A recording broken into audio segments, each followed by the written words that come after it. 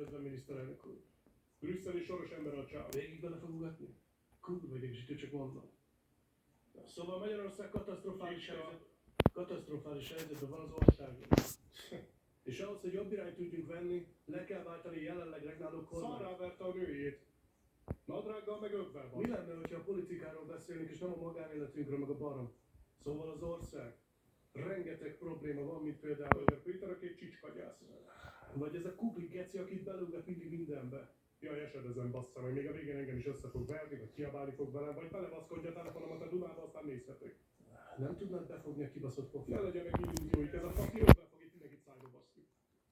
Az országban igazán nagyok a problémák, az Orbán kormányt nem érdekli a magyar egészségügy minden rossz ér. Hát megköszönöm, ez a kis buzi, hát büntető eljárás folyik ellen, meg köztörvényes fasságot csinál. Maga meg közpénzből egy faszkarat, amit összerakkodott. Ez hazugság. Szóval az országunkban, amikor a csicskát nézd, neked így áll, így áll. Hozzád passzak egy övet? Jó, befogtam a pofát. Mondhatnám te. Magával vágja? Én nem tudom. Én leregettem az ötnél az elhívőt. Képzeljük el, hogy ez a fiszkó Magyarországon erőszaktevőként van számon tartva, amikor kiabált a nőjével is. Beszélgettem az ex-emmel, még nem leszek erőszaktevő baramára.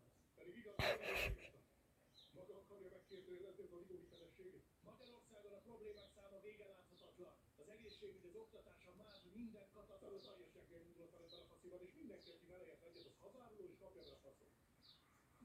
Ebből ott csak lesz